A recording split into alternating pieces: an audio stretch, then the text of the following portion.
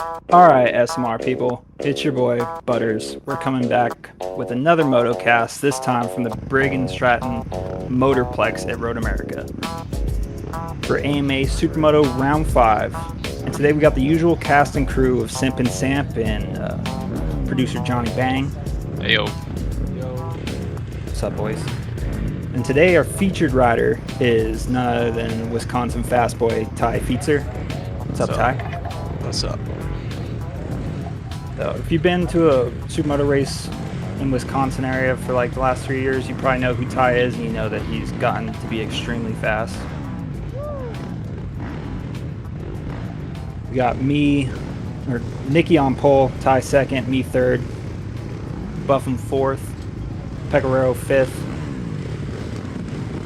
We're ready to go racing, boys. I had a hard time getting used to this track though. Like as soon as we showed up, everybody was like, "It's so slick, it's so slick." So I just like super timid when I first got out there. Yeah, Ty, you said it had been repaved how long ago? It had been repaved, I think, like 5-6 years ago, probably. It was shortly after the AMA kind of stopped coming there, and they paved it for the go-karts, and it got a lot slicker. Were you in a 250? Your start was good. No. Yeah, this is the first time I've used my whole shot twice all year.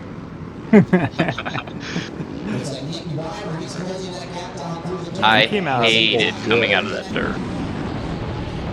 Did you? I loved it. I just think I wasn't grabbing a upshift right. I don't know. I just had a hard time keeping traction down and like carrying any speed coming out of it. God, it's just so hot. The movement in your bike just looks so good.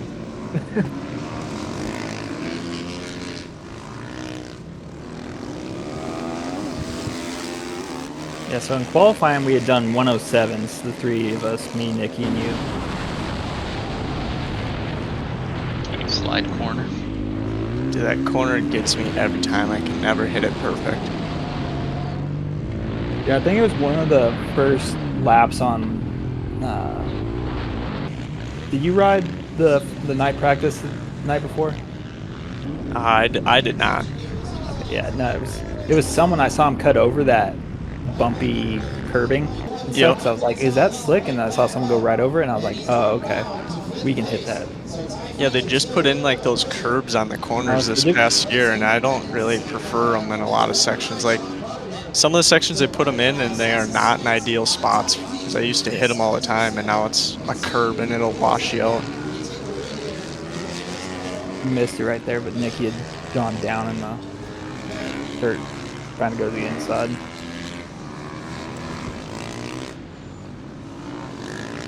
Now I gotta try to track you down. Ty, are you more of a moto or road race type guy? I started out originally hair scramble racing. That was my first time kind of racing, and then went to motocross, and then I haven't raced motocross in probably a year and a half now. I'll ride it every once in a while, but I wasn't very good at jumping and stuff there, so then I got into this. Did you run the whole series for East Coast first night? I did not. I did just I always have just done the US Air one in Shawano. Have you ever traveled to do Supermoto? No, we wanted to go to the Oklahoma one this year, and we wanted to do the Arizona one the past like 2 years, but it always falls right at the end of the year, and we're running out of budget for my racing, so we just end up opting out of it. Dude, that curbing in that corner is tall. Oh yeah. Both these corners. Yeah.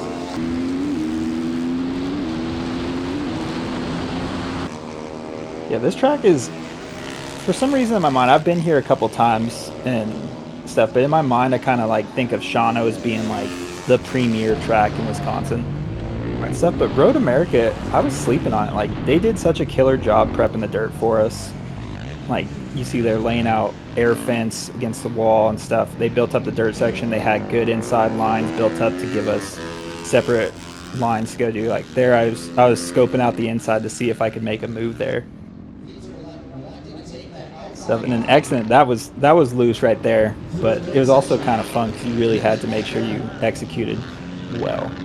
Yeah, you had to Yeah. make sure you're in the right spot because that like blacktop towards the end of the race, like I don't know, it was like chunked up blacktop, but then it like disappeared and there was like a big pothole right at the end. Yeah.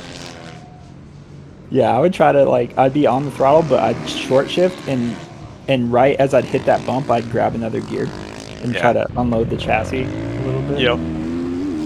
The second moto, I jumped all the way outside of that whole groove that we had, that rut coming out of there. And I was like, oh, I'll try this. He was on a mission there. Upham ended up having a pretty. Was it Moto 2? I don't remember which one. Yeah, he comes through in Moto 2 for sure. But this first race, Buffham's fast lap is only a 108. No, yeah, 108 lap. Where me, Nick, and Ty all dropped down into the 106s. So we had dropped pretty much a second from. Nick only dropped. Or actually, no, we all did drop a full second from our qualifying times in this moto. And then my smart self forgot. Well, no, I didn't forget. I put in my GoPro upside down so I couldn't press the button to turn it on. And I was asking your dad on the grid time, like, is the light on? He's like, I don't see a light, dude. I'm just like pressing like a non-existent button. Yeah. I was like, is my GoPro on? He's like, I don't know. How do I know? I'm like, is it flashing or no? Where's it supposed to flash? I'm like, you'll know.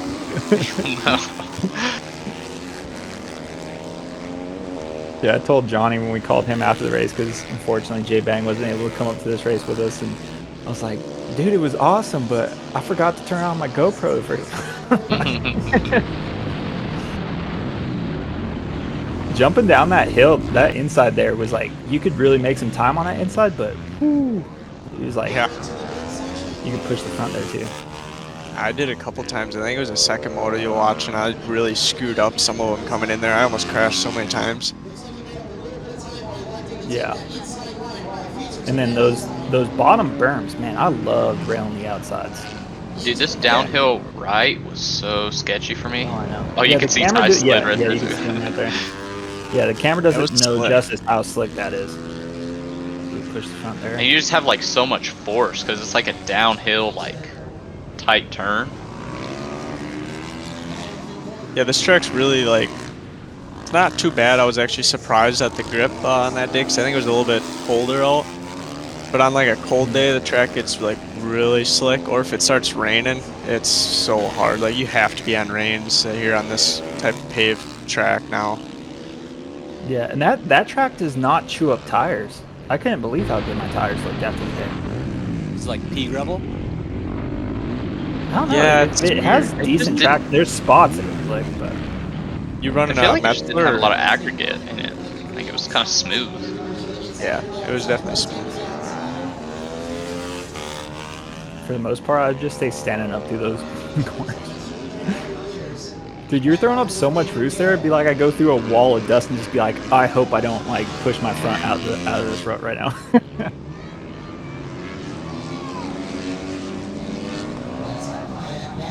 You can hear Buffy's wife yelling for me to go. At this point in the race, are you kind of eyeing up a spot where you're going to try and make a pass, Butters, or are you just kind of still Yeah, hanging on? I felt like he definitely had some pace on me on the asphalt and stuff, but I could, if I was just being smooth on the asphalt and not trying too hard, then I could kind of keep pace, but if I tried, I would lose him. Stuff. So it was all about like if I could stay, which is hard to do because you want to go. Right. But then in the dirt, I felt like I had pace. So I knew if I could stay close, then maybe I could sneak up the inside on these two corners. I don't know if it's this lap. Yeah, this lap. Yeah.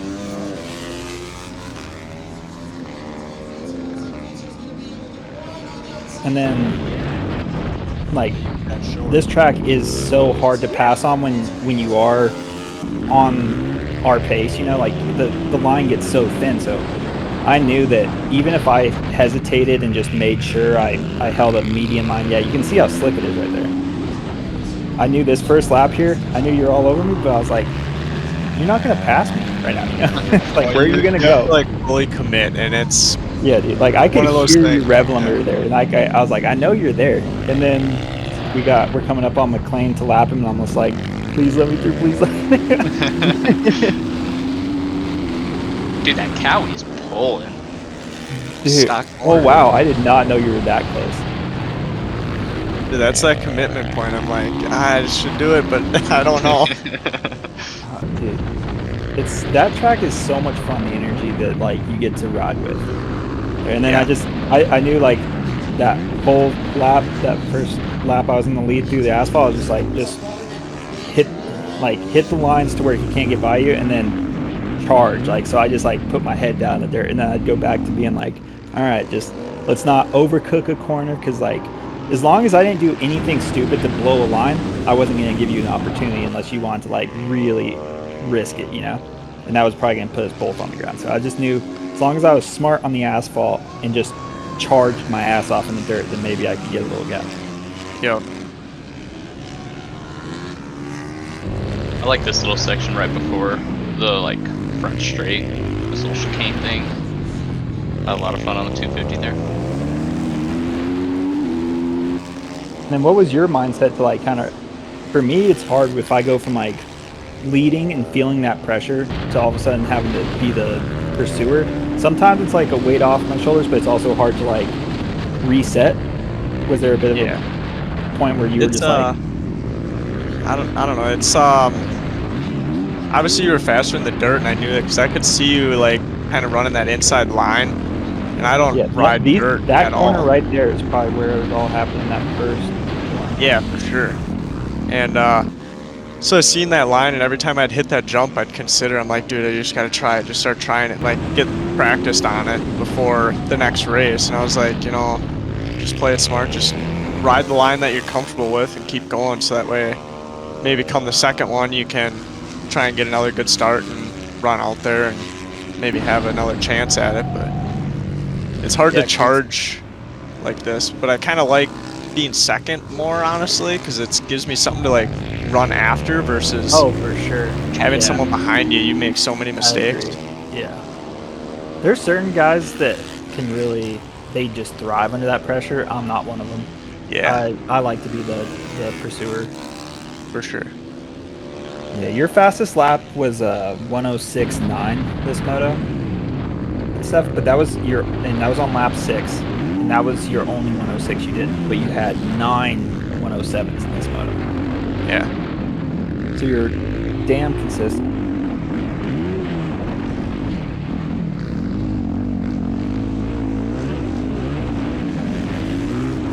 My clutch was acting up this whole race too. I had this issue at US Air where the bike would stall out, and I had to, I think it happened Saturday, so Sunday I literally tore my whole bike apart, pulled the clutch out of it, reshimmed the clutch pack and stuff like that, and finally got it to work good. Same thing happened here, like halfway through this race, I think it just gets hot, and I was like, just trying to, in the dirt, I'm like, don't use the clutch, don't use the clutch. I got a lot of races to go yet. So like it was. So I'm It would assuming just, you're like, running a not slipper, work. right? But Yeah, I'd run a slipper, but it's like I'd go grab the clutch and it like would still go. So like if you got on the brake, it would like want to like stall the bike out. It was really weird. Are you yeah, I was looking kind of in a similar. Well, not. I had a slipper clutch, but I had put a fresh clutch pack in, and I don't know what I did weird wrong with it, but my bike acted like it didn't have a slipper anymore. So I was having to slip my clutch by hand. So if I messed you, up, it would just start hopping. Did you check your stack height on your clutch?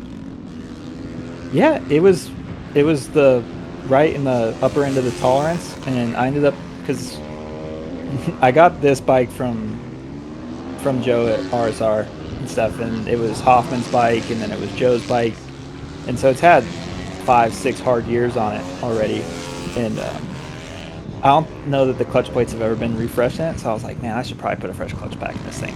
Probably get some good, a little more power out of it. And then I do it, and I like lose my slipper, you know? And then for Arizona this year, put the old clutch pack back in, got my slipper back for a minute. Yeah, I had the same issue with my bike at first when I first put the slipper in and it didn't work. And I was like, what the hell? Yeah, at this point, I put it on cruise control. That lap that we had just gone through was my fastest. Once I had done a 106.7, so only 2/10 faster than your fastest lap. So that was, I'd done mine on lap 12. Yeah. Kind of was just like, all right, don't throw it away. And Nick's coming behind you right now, and Nick sets his fastest lap this lap, and he does a 106.4. Yeah, he made up a ton of ground. Yeah.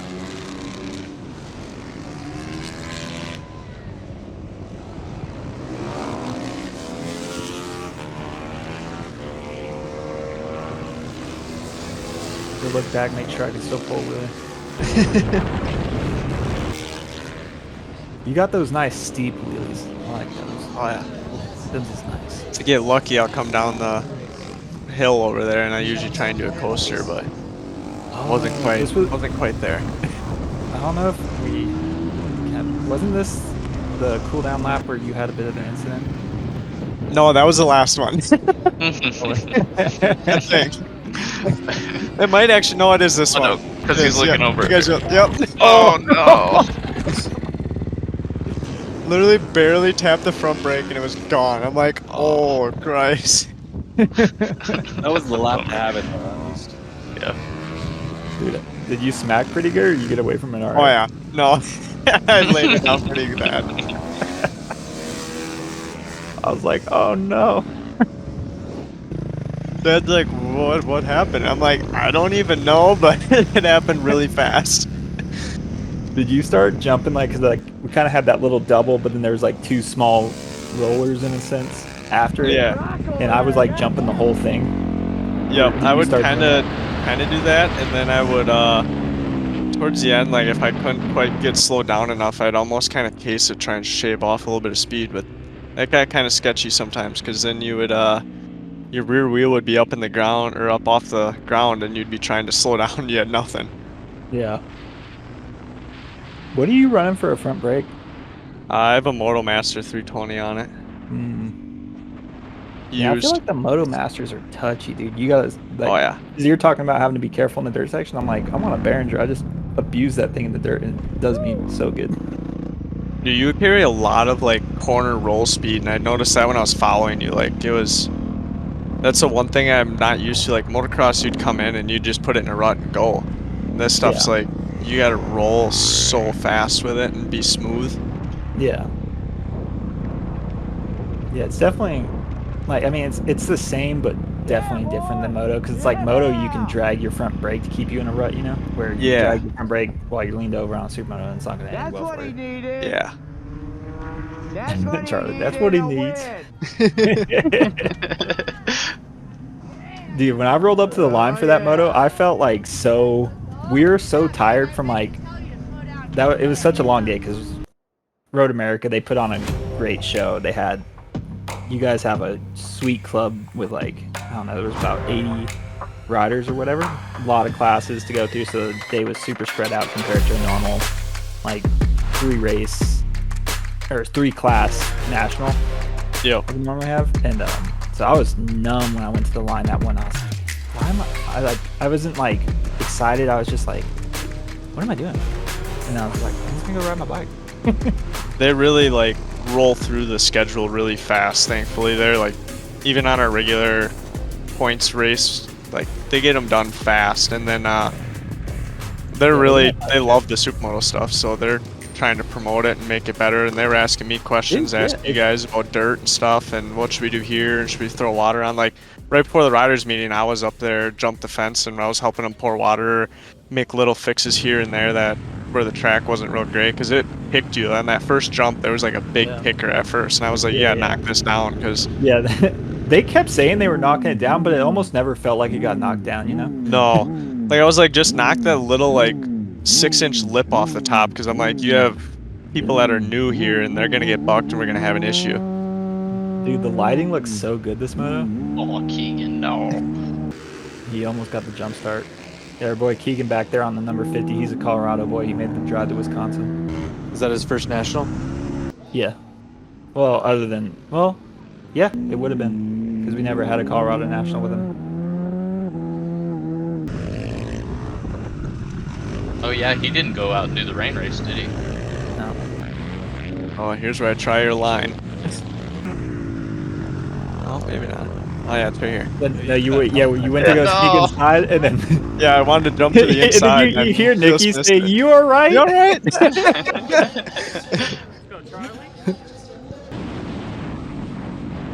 Dude, it happened the worst time too. Very first lap. I was like, no. Yeah, dude, you can see how slick that Oh, corner. The dude. camera does not do it justice. How Yeah. ginger you had to be in that corner. And it's like, even if it doesn't look like you're sliding on the video, it's just like, you're like right on the edge of almost just tucking the front and dying.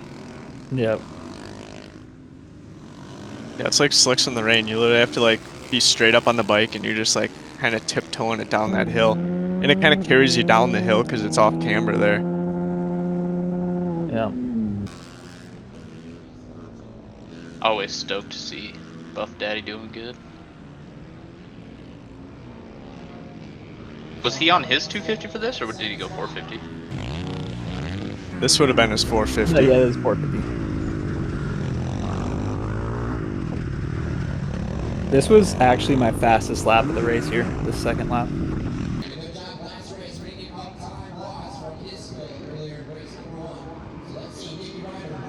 Yeah, Buffy got that nice little gap from us, and then you got you had to come from dead last. Except that Yeah, when I sometimes looked that can at be a it- nice reset for you, because it's just like, all right, everything's out the window now. I don't have to worry about anything. All I can do is ride. Yeah, when I came out of the dirt and I'm looking and I'm like, you guys are going down the hill already, and then I had to adjust my brake. I was like, God, you guys are almost going to the finish line, and I'm just coming off the dirt, like coming down the hill. I'm like, dude, there's no way. I got to pick off a guy a lap minimum.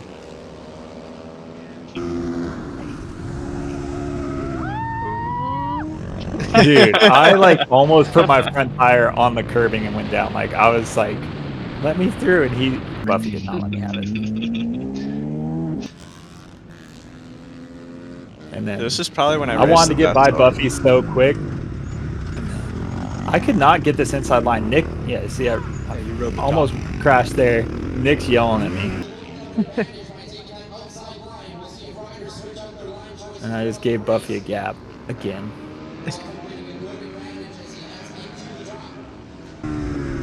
It was funny. He really in between picked it up. races because we were mid next.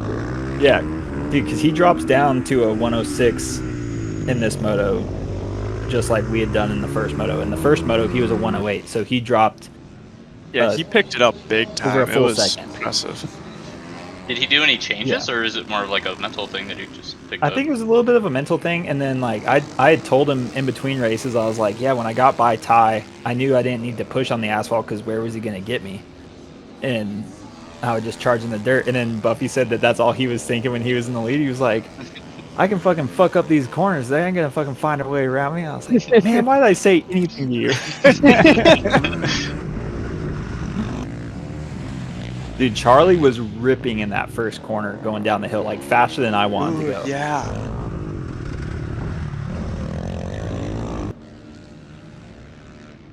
While he sits the whole section. Yeah. These were probably the Me and longest Charlie are lap. definitely more moto, dude. What was that, Ty?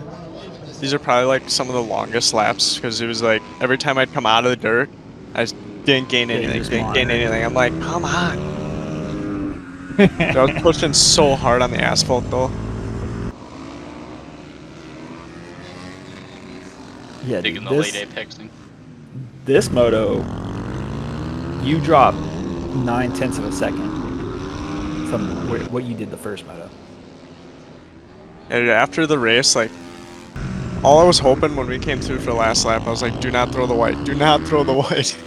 But after Dude, the race, I thought I was gonna puke standing on the podium. I'm like, dude, I've raced too much today because I did all of my classes yet. So I raced 4 Yeah, 'cause races. you guys, it plus was your these two. final round for your guys' championship. So Yeah. you're doing all your stuff, and you gotta focus on that.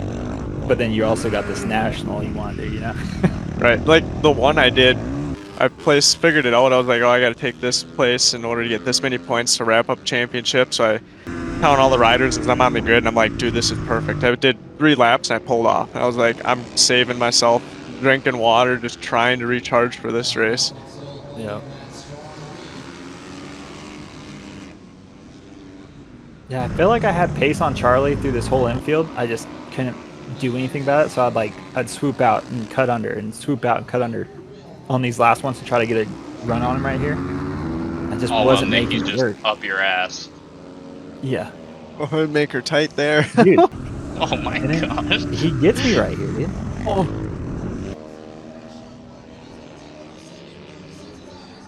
I mean, I'm trying, but the boys were getting me. I felt bad.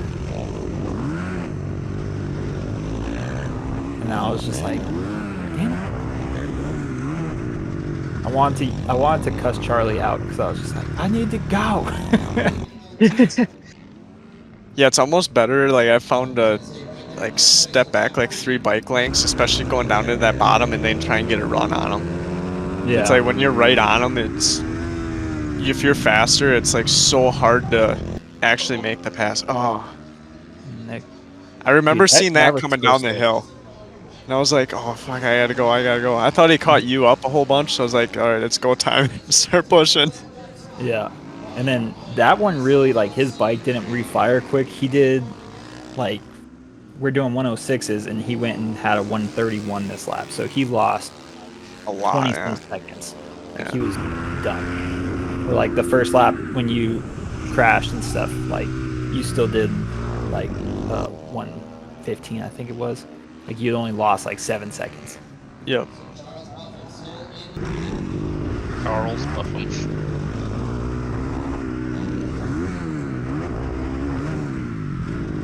Charlie said he was the first to quad that thing. I don't know if you really want to call it quad. Baby quad. I was saying it was me.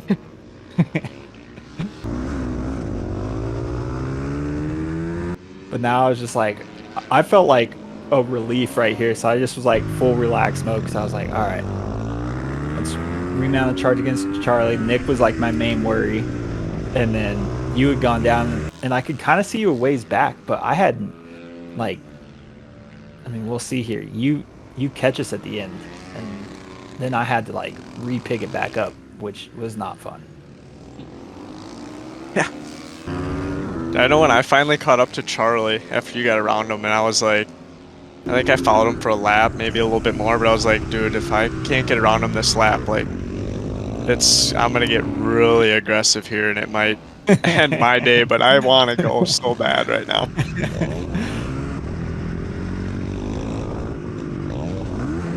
Yeah, some of my best rides have come from those days where it's like you end up on the ground the first lap and then it's just like gloves are off. You know, you can just like ride to your full potential without being in your own mind. Yeah. Cool. Yeah, you're starting to creep into the picture now. Well, it's Or like in I the was beginning, you had I been was so pretty mad far at myself when I crashed there, and I was like, sometimes I think I ride the hardest when I'm mad at myself or really mad about something, because I was like, all I Yeah. wanted to do is I had Stefan from P501 and his brother Joel and all the Road America guys. They're all just all giddy about where I was finishing in this race, and they're like, "Oh, you just gotta win!" And I'm like, "Dude, I just gotta make you these gotta guys get happy. I out gotta the go." overall, you know? Yeah, this lap when I finally got a bit of a drive on him, I went right up to the edge of the track to be like, "You're not sneaking back by me."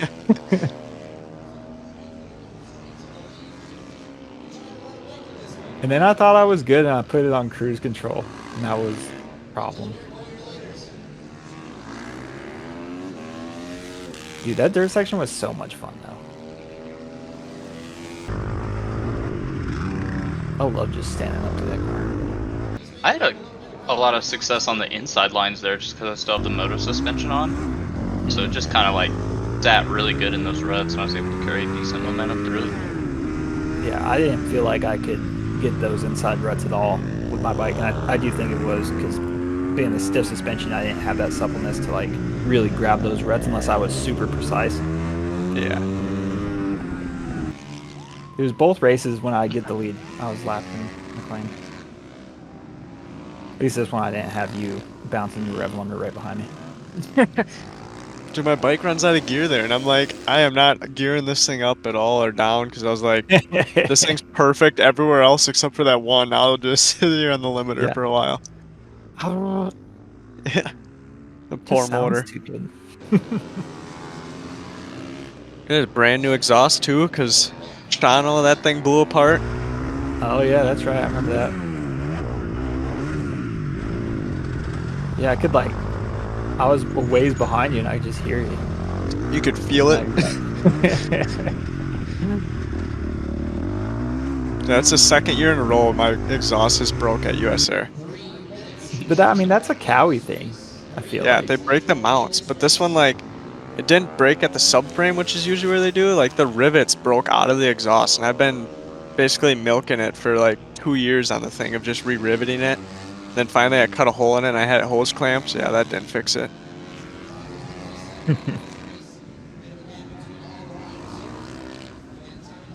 Yeah, on this race, like me, you, and Buffum were all in the 106s for our fast laps again, but you would drop down to a 106.11 here, which I think you would. Oh, you Either nailed just that done corner. or- Whoa. Dude, I loved snapping out of that hill and the bike would just snap into a wheelie. Yeah. When we ran the track backwards, where it comes down into this next section or whatever, that downhill right, you would go up that, and it was so hard to keep the bike from wheeling. Like, Oh, you had to bet. literally head over, like, shoulders all the way up over the bars Almost- trying to keep that it. almost sounds like that sounds like a technical way to run the track. Dude, it's hard.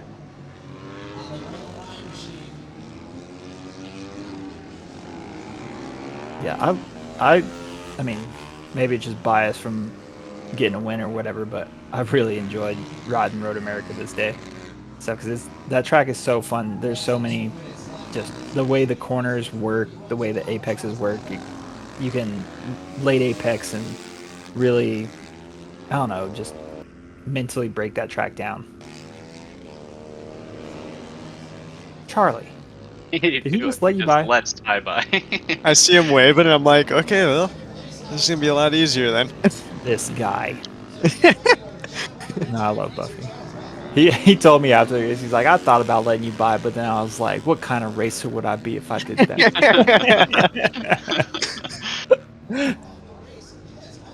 Thanks, Charlie. I mean, he had to fight for it when he's up front for sure. Oh, yeah. But yeah, I think he knew you were ripping.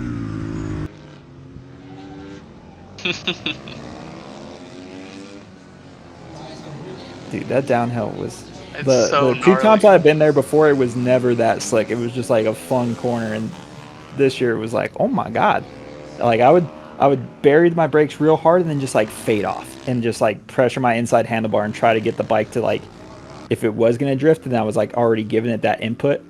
That white flag was the happiest white flag I had seen, because a lot before I had seen you go, and I kind of just like fucked up in the dirt, almost went over the corner, the second berm down the bottom of the dirt section, and I was just like, dude, what are you doing? And you had closed up, and then I saw the white flag, and I was like, all right, you can hold it together. And he is coming up quick though. This is Ty's fastest lap. This last I lap. was just say, I literally let it all hang out. I told Dad, I was like, there's no way this bike's staying up on this last lap. Somehow it did. So Ty, if there was 2 more laps in this race, hypothetically, where would you have got it done?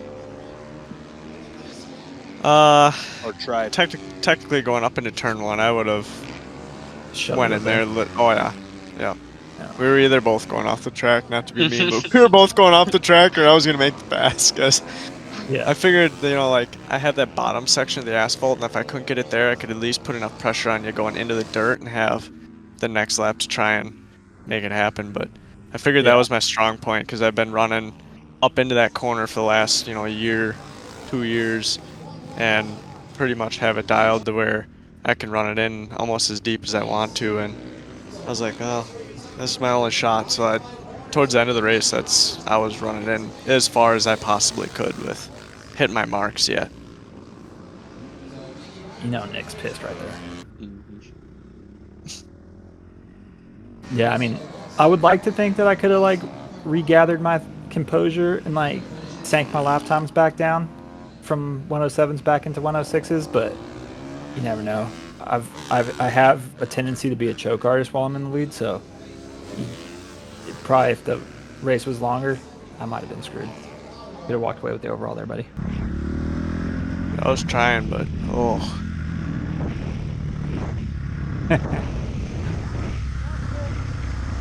Poor Nick.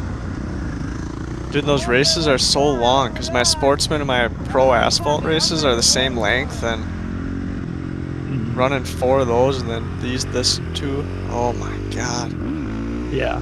It's like the asphalt only races are like a mental tax on you because you got way more laps without the dirt section, and you gotta like hit your marks, where I feel like with Supermoto you kind of, the dirt section is almost like my reprieve, where I get to like kind of be like, oh, let's breathe and like relax and go.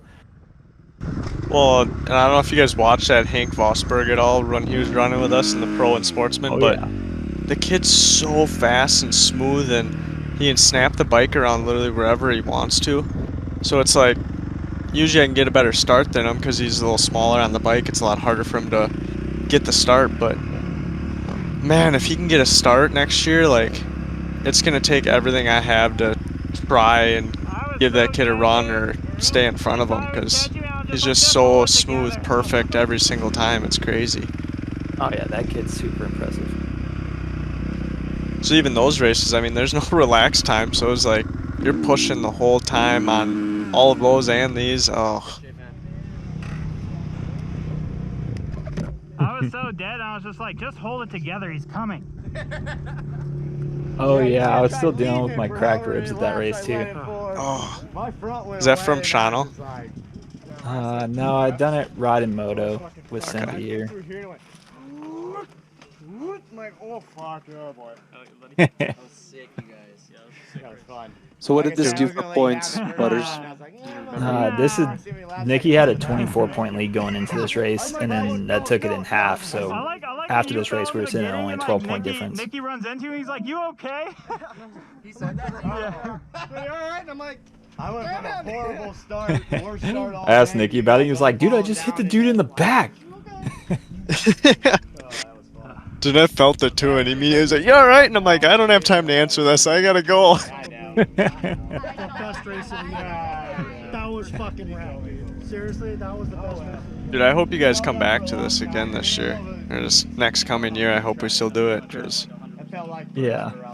I mean, it was definitely cool, Piece of shit stick. and it's cool to see like the Road America have that, because like it's Road America that runs that series, correct? yeah, they run the series, so it's kind of another branch or whatever for their, like, it's not on the Road America Facebook, but it's on their Briggs and Stratton now, it's called. But and they're like super hyped about the whole Supermoto stuff, so they're trying to redo the dirt, and they're like, oh, if we do more dirt races, like, we'll redo this, and where do you think we should do this? So they want to keep it going, and it's been growing more and more and more, and so this was very exciting for them to have you guys finally back, and they've been talking about it the whole year, and so Yeah, that was cool. I mean, it would definitely be sweet. I feel like there's a little bit of like lack of communication from AMA to Road America's thing, because like Yeah. Road America, they got everything dialed in. Their timing A couple system. weeks later, I fucking ate shit on my 125 and broke a bunch of ribs. Stuff, so like I haven't been able to do shit. And then that moto, I was just like, I'm so cooked from Making that. excuses. But no, like, cause like it would have been cool to see a little bit more. Thanks, I was a little bummed to see not as many Road America guys do sign up for the AMA classes, but they are more expensive. I think I was looking at like the way Road America has it set up. It's like $60 entry fees. That's some of the lowest I've seen in the country. Like, that's awesome. They do it that I affordably. just want to be like, yeah, and finally, like, this year, I brought it to them last year, and I was like, listen, I put new tires on every time I run that bike out there. Well, the 16 fronts, I can get like 2 races out of them, but rears, I got to put rears on every race, because running the air pressure I'm running on just the asphalt stuff, it chews them right up. They're junk at the end of the race. So, like, you guys got to help try and do a little bit of payout. I'm like, I don't care if it's 20% of whatever everyone gives you for the pro class. So they just did that this year, and it was super cool that they were interested and they wanted to keep more riders, and that was an incentive to move people up, and more people moved up for our asphalt stuff this year. And Second, Yeah. Ty, and then third, Buffum. That's cool. You saw they're Actually, doing Nick like and Buffum tied, but at least paying yeah, something Buffum had second. like into yeah, I mean, it's not a whole lot. Like sometimes it was only $60, but it at least paid for It your just entry. depends on like So how many people sign up. And right, That last lap, it's like you're not making started money. You're that not car, had a couple bad cutting laps, even, and but you're at least paying your entry fee to get there, and then they're trying to make it better for the racers and get more people to do it. And I mean, that Uh, track is probably it probably is the best race course in America in a lot of ways. well, and they got the money to like invest into the track. Like this year, they just put cameras throughout all the corners, so you guys probably couldn't see them, but all the light poles and stuff out there, there's cameras on all of it, so you can. They're trying to get it to where you guys, not being in Wisconsin, you could watch the race on our Sunday and be able to see it. And now the whole timing system's all brand new, and they put the there curbing was a in. Oh, crash. there's me again. That one looks so gnarly. Yeah. Dude, that hurts so bad. But My yeah, one opportunity. that is cool. The only thing we were bummed about on Road America, and it was like their insurance or whatever, but our little one-wheel devices, we got kicked off those within like the first 5 minutes of getting there. Oh, yeah. Yeah, That's why- their stuff's kind of weird. Like, we go to the, I don't know if you guys ever been there or seen it, but their Moto America weekend that's there, and their whole rule is like they had the whole thing shut down and everyone had to be back at their campers this year, which was kind of lame because usually people kind of go visit after the races and you couldn't do that. But I get kind of where they're coming from, but also it makes it a lot more enjoyable and people come back, you know? Yeah. Hey Ty, Simpy's got a live stream up if you want to jump over that so we can look at stuff together too. Yeah. Here we Yeah, go. so you had brought him up a minute ago, but that was one of the questions I had written down for you is Hank Vosberg going to be like the next big thing out of America for road racing? Oh, for sure, dude. He's, not only is he running all of the Supermoto stuff all over, and he's got great people behind him, and whether it be Joel building their motors in that bike, and then they have Stefan obviously doing suspension, so he's got full trackside support there. And I mean, the kid jumping on, this is his first year on a full bike this season, and he's been kicking my butt, honestly, and Yeah, he Simpy, makes look me up, really work for it. Hank, I think he's under Vosberg Racing. Yeah. VOS, yeah. S, yeah. Yeah, right there, Yeah. top one. Dude. Yeah, then he's into the road racing stuff, and I mean, He's like, what, 13? yeah, yep. Dude, and he rides a His 450 600, so well yeah. already. Yeah, this is a 600 that he just got from Stefan, and the dude can ride, and he does all these endurance races. So I mean, they're traveling all over the place. That kid's good. I mean, he's gonna be the next one to watch for sure. Yeah, I mean, I saw him for, well, I didn't get to see him the first year at 2 years ago or whatever at Lightning on the Wolf because he had crashed and broke his femur. Broke his femur, yeah. And then this year I saw him and I'm like, who is this kid? Like, Yeah, he dude, was sets the riding the fastest 450. time.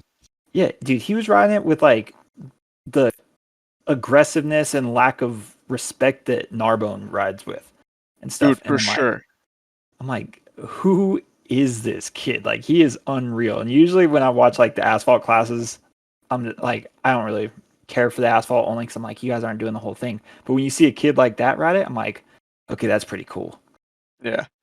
He's had a couple of really big crashes this year, and he's starting to learn. Like, my whole mentality going into this race season is I was like, okay, well, I haven't won my pro class yet. I've won a couple sportsmans. I'm like, I want to win the pro class. I want to win the sportsman. I want a full sweep of points and win them. And the whole way to do that is to have a consistent season, consistent finishes, make sure to get them all and do the best you can with it. And he's very good with that. He's very fast. I mean, he's faster than I am 90% of the time. But that's a new little section. That's one of the different layouts. Yeah.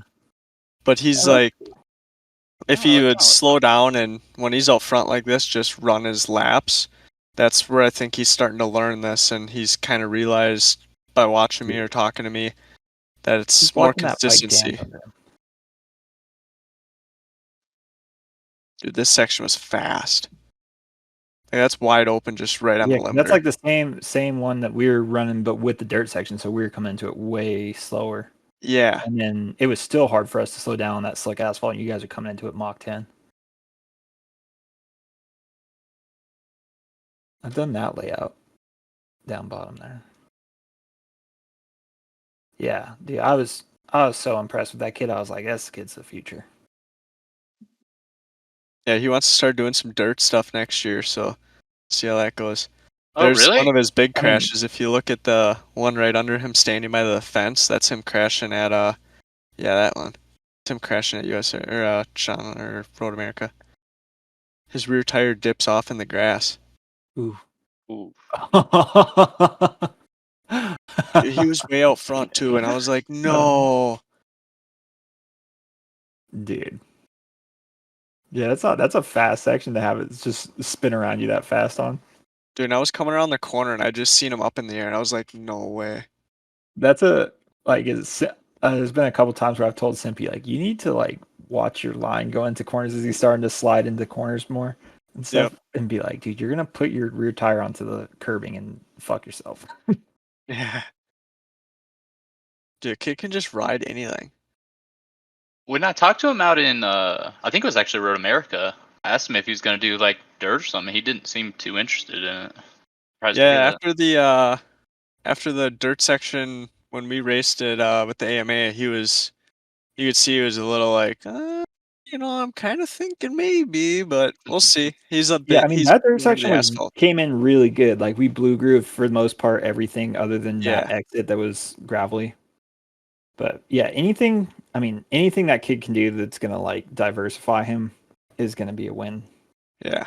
Well, and dude, the kid rides like trains off season so much. I'm very bad with that. I never train. And then Yeah. he's like just run. Yeah, there's some of his stuff just below that from when he broke his femur. Dude, and I jumped over the fence, and I was like, first thing I seen is a bike with basically the triple clamp was snapped off the stem, and I'm like, no way. Was that the hay bales off of? Yeah. That was that Well, where it was Sergio like had a gone big off too. foam. Yeah, I saw it happen. Yeah. Dude, it was bad. We didn't know what was going on at first, and so we like went to go move him out of the. He was basically wedged under the fence, and I had picked him up under his knees and moved him, and Dad picked up on his shoulders, and dude, and then found out he had a broken femur, and the kid never screamed, nothing. He was just like No stood way. there, and I was like, dude, what? Gnarly. Yeah, I remember us all like Johnny, I think he had seen the crash, and then later on we were hearing like, yeah, that kid that crashed, he snapped his femur, and we were like, no way. Dude, and he just jumped on that bike. Like they had Ian's bike all set up, suspension, and like he was getting down there in times, like he was ripping. Yeah. Then And I think they had the another opportunity for this one and didn't go well. Right. And I think another testament to him probably growing into something that's going to be gnarly is like I think when you're young, a lot of people are like, "Well, what's he going to do the first time he like really gets hurt or takes a heavy injury? You know, is it going to deter him?" And he's only come back fiercer, you know. and stuff, Right, so- yeah, for sure.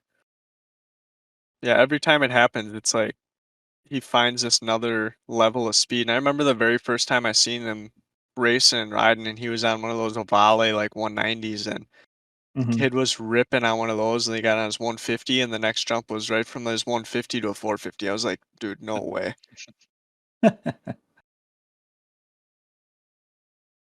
So gnarly. What was your first bike, Ty? My very first bike I got at 3, and it was a CRF 50. I rode that for a couple of years, and then first bike I Nice. raced was a KLX 110 until I got my 65. And like, was that like at the woods racing type stuff or? Yeah, so the first Moto? woods race I did was on my KLX 110, but before that, I probably rode my 110 in our backyard. We got like 2 acres here, and we had a little track, and my dad had pit bikes, and all his buddies did. So we would literally have, I guess you could call it like little mock races or whatever in the back, and we would pound laps out on that all night long. Every weekend, every night, I'd be out there riding, and then finally went and watched a race, I think, and right after that, it was like, yep, we got to do this. I think there was a race up in Lakewood, and we had a cottage in that area. It's at this old ski hill. And so we tried it the first time, and we're like, oh, we'll just try it out. And I won the first one. I mean, there was like nobody there in that class, but I was like, dude, I won this, and we're gonna race, and blah blah blah. And then it was 65, and then 85, and then 100, and and it Yeah. just progressed. So was your He's- dad always like did he grew up racing? He didn't grow up racing. He always wanted a bike when he was younger and didn't have the funds for it. And then he's always liked racing and been around it and watching and stuff. And he's had bikes of his own, but they've all been like motorcycles. And he was big into like the stunt riding stuff. And I got into that for a little while, but he was big into that for a while. And then I got my 100. And now he's full invested in it and loving it. And here we are with a late model and any other racing you can imagine. I probably tried it or I'm about to do it. So. Yeah, that's right. You're going full wheel racing now. And you've been doing that for what, the last 2 years, or was this last year your first year doing it? This last year was the first year I got we have a local racetrack, WIR, here in Kaukauna, Wisconsin International Raceway, and Danny and Ginger Van Douwek are really good friends with us, and we've ice raced with them, and he's like, oh yeah, I got a quarter-mile car, and We go back you want to to run it? And I'm like, yep, sure do. So that was my first little test run on it, and now I was hooked, and then we tried it on the half mile. 'cause that's and like the dirt oval stuff, right? Or is it asphalt. Okay. Yeah. Oh yeah, yeah. Yeah, so this Dude, is what's his that car. like? Dude, it's the quarter mile, it's pretty rough racing. Dude, a quarter There's mile in not a whole cars lot of like that? respect. Yeah, the little quarter mile track, and then like on the outside of that track's a big half mile, but it's it gets aggressive. Like people aren't scared to, ram the front of their car into your door and vice versa, and it's fun. It's a lot safer. I mean, you can get in some pretty gnarly wrecks and everything's fine. The car isn't, but you're fine. But it's fun. I mean, it's a lot of changing and working on the car, which I'm not really used to a whole lot. Um, but I mean, What about it's how cool. many tires do you go through on a race weekend with that? So my new car that I bought, that'll be for the half mile. We're only allowed one new tire a night if you run every single week. This car, you Hmm. have to run all their used tires. So this is a pretty budget friendly class to get in the quarter mile stuff. I mean, that race car they bought for $8,000 with a whole bunch of parts, and you buy, or you can either buy them, or most people racers will actually give you their old tires and you just run used tires. So I mean, you're pretty much paying for your entry fee and fuel, which is maybe $60 to $100 depending on, I guess, how much fuel you're going through and how many How people you're much is bringing. race fuel for a car compared to bikes? You can only run 91 pump gas in it, so Oh, okay. you go through about 5 to 7 gallons in a night. Oh, So it's pretty cost just effective checking, and but it's fun. There's flat out Friday stuff. Yeah, and you said oh, you yeah. have ice racing starting up soon, right? Yeah, January uh 20th or 19th, I believe it is. We do our Who was Eagle that first River, one which here? is World Championship Derby out there. It's a little half mile ice track that we get an invite to and go race out there and under the lights. It's pretty fun. How's the traction compared to Supermoto? Dude, it's incredible. Like I run a Kenda rear tire, which is kind of similar to like a flat track tire kinda, with a whole bunch And of are you screws guys in it. using AMA screws, or are you Yeah, doing AMA. Canadian? Not a Okay. whole lot of people around here or races around here let you run like Canadian studs or anything. Yeah, yeah. Um, but dude, there's AMAs on a Kenda. If it's clean ice, it's incredible how much traction you have. Wow. Yeah, that looks so fun. It's just Do you like the guys got much sliding you lakes can up get there with that it. do the road course type layouts, or is it mainly ovals? Yeah, they do a 3 hour endurance out here. I think it's in Fond du Lac this year, but we do a 3 hour and it's a GP style. It's like 14 miles long. They make it huge, but they do a couple other I think small I've seen that one. ones that are GP styled, and you can run your front brake at most of the events. A couple of them you have to take it off. Like if you go to the nationals for ice like that, you have to remove your front brake. But you get on the Mm. front brake at the GP tracks and you can literally do a stoppie on the bike to slow it down. It's incredible. Wow, So gnarly. that looks fun. Yeah, you guys will have to venture up over here some winter. Oh yeah, dude. That stuff looks so cool. But I remember seeing a couple years ago, Shane went up to Canada and did like one of the national like ice ones they got up there, ovals, and he got like crashed, got run over, and dude, it shredded his arm so bad, like turned it, like it just looked like it ground up his arm. And I was just like, yeah, I don't think I want to ride with Canadian spikes. Dude, we raced on a big half mile. I mean, like the inside of the track was a half mile. If you go like middle to outside of the track, it was probably 5/8. And it was fifth gear wide open, and I wrecked my bike there, and the thing was destroyed. Like the radiator mount was still attached to the chassis, but the entire radiator was ripped off of the bike and thrown over the snowbank. Like, That's so gnarly. So how did you find Supermoto? so buddy Mitchell Walls, is it Walsey Racing, or no, it's Blue Phoenix Racing. He races in Moto America Stock 1000, and let's see if we can find it here. Oh yeah, go down. Yep, Down here. yep.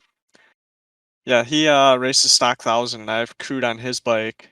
There's me in the top picture, but I helped him at Road America, and then he was gonna go to Texas this year with it, but he built the Supermoto in FS, and he was racing it at Shawano for the first time, and that was the very first race I did. Is he wanted me to help crew on the bike, and I was like, I'll help you crew, but I get to run a class. So I raced that amateur class the very first year, and then shortly after that, Dad's like, "Oh, do we got to build one of these?" And I was like, "Yes, we do." There's his FS, yeah. And I mean, that Yep. thing's like, I was very fortunate to pretty much get on one of the nicest supermoto bikes you can probably jump on with a privateer rider. I mean, that thing Right, was yeah. fully built motor, chassis. I mean, full electronics package, race gas. I mean, it was a real deal. And he's down Nice. in Florida now, and I mean, he rides that bike almost every single weekend. I mean, Yeah, I mean those bikes are like a good base as it is. So yeah, if you're riding one that's yeah. modded, that's sick. Do So yeah, Florida we've guys had come fun up for time. the SMEC rounds, or do they have their own series kind of down there somewhere? There's a Florida series. That it's mainly road racers, but they got a couple cool tracks and stuff. I don't think they really do a whole lot of dirt, so it's more of a motard series than it is a Mm. supermoto. Yeah, But whatever track you see, like I think Josh Heron goes to it a lot, and PJ Jacobson and Ashton Yates. They do a lot of like their Instagram videos. Whatever track they're riding at oh, is that where he Bushnell or rides at. whatever, Yeah, that yeah, one that Bushnell. yeah, Yep. that has that like over under. Yeah, like Yeah, going that's up where he over that rides. hill and then you can like do a stoppie and slide in. Oh, that's Yeah. so fun. So that's where he rides like weekly, and he's been trying to get me to go down there and ride with him on my off season here. I haven't had time to make it out with work and stuff, but Oh, there was one that we got tagged in on the SMR page a while back of like some young road racers like just hitting each other and cleaning each other out at Bushnell. I was just like, road racers, dude. But yeah, that track looks sweet. Simpy, I'm trying to think of who would. Like, yeah, like pull up Ashton Yates. yeah, I know Ashton Yates for sure has got some. Posh has some too.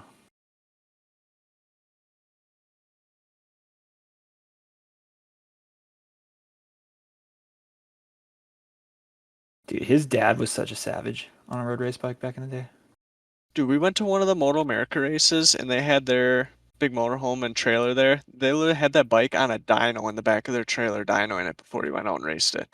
It was the most insane thing. I'm like, what is going on in the pits? And you walk by and you just hear a motorcycle rip in on the dyno. Dude, I bet he still probably like has like his ends to Suzuki because his dad was such a G there in like the glory days of Yosh Suzuki. Yeah. Yeah, this track he's at is the Heron Compound, which is like Georgia, but it's like Florida Georgia state line.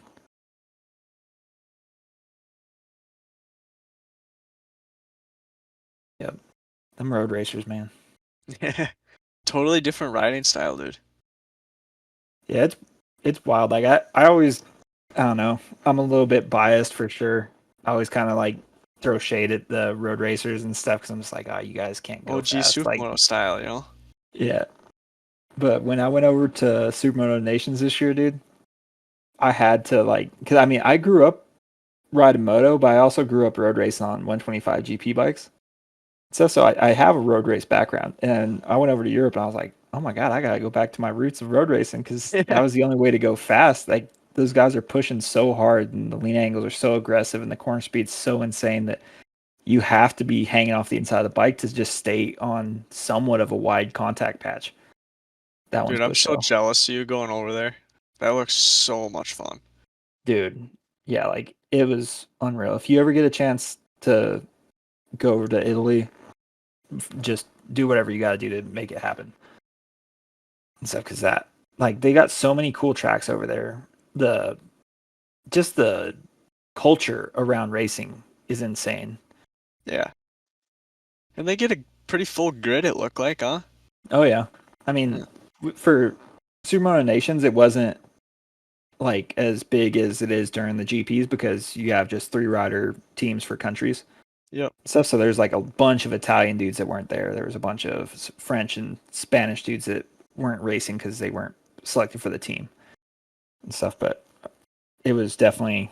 And then the other unique thing about that is you have like so it's like MXON where you qualify and whatever, and you have your 2 riders on your team go in each moto. But because you're on a grid for Supermoto, so like we qualified 9th as a nation, so they go. You got the 15 riders in like the A main, and you go through them, and then they go back through those nations. So if you qualify first, you get first and 16th on the grid. So we qualified 9th, so we got 9th and 24th on the grid. Oh, wow. So we each took a turn on each and stuff. But like the time I was on 9th on the grid, I got like Holbacher and a bunch and some other dudes that should have been on the front row, but they're taking their back position for their team a couple rows behind me, you know, and I'm like, dude, I got some dudes that should not be behind me right now. Behind me. Like coming from 24th on the grid wasn't bad. It was just like survive the first corner of like 30 dudes charged into there, and that track it was a super technical first corner. Yeah. Dude, you remember Holbach when he came to Stano? Yeah. That was wild. Yeah, dude. Like the good thing is he kind of makes most of the dudes over there look stupid too. So that was kind of Okay. nice to see. So I was like, But when he came here, I was like, dude, there's no way. What the hell? yeah. Dude, like that's how it was all last year. Like at State Line, I was like that was my favorite event for US Supermoto for years until like we had the last one last year and Lucas came over that for that one and I was like, well, it's a parking lot track. Like, this is our best opportunity. And on Saturday's race, I would usually do the Vet 25 class to like get some extra track time and stay away from some of the younger kids. And so, but it was like me, Holbacher, Hoffman, Narbonne, like, and the vet class was like the heavy class on Saturday. And we go off the start and first lap, end of the lap, I come out second behind Lucas. I'm like, all right, let's stick with him. Dude, he was gone so quick. Like within 2 laps, couldn't even see him. Yeah. Like, I was like, what? Like I'd never been pulled so hard in my life, I don't think. On a track that I usually do good at. It's just so smooth. Like, I don't know how. Like, Dude, if I all try to those run guys those are like times. the second moto I did where I started on 9th on the grid, dude. Those dudes they're not scared to move you either. Yeah. Like I got punted in turn 2, turn 3, turn 4, turn 5, kind of gathered up for 6, got punted in 7. It was so gnarly. And then the asphalt jump section was like That's way gotta more be wild. technical than. Oh yeah, I like that. Looks sketchy. Looks sketchy. That looks sketchy too. Ayo. Oh yeah, Josh McCrean. Yeah, the Aussie. I got him on the qualifying day. I was faster than him, and then on Sunday he figured it out and he beat me both motos. Fucking punk. Yeah, he just had like I think it's his second video, Simpy. Yeah, that one. I remember racing with him And at he's like, Shawano the one time. and it's like some like motivation. Like all I gotta do is just beat me. That's all I gotta worry about. The only person I gotta beat is myself. And I was like, I commented, beating yourself off is all you have to do to get faster.